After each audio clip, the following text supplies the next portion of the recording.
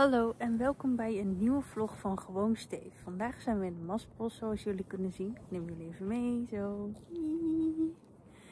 En ik ga jullie een korte vlog laten zien van de impressie van het Maspros Dus ja, veel plezier met kijken. En vergeet niet te liken en dus een duimpje omhoog. En mij te volgen op TikTok en YouTube.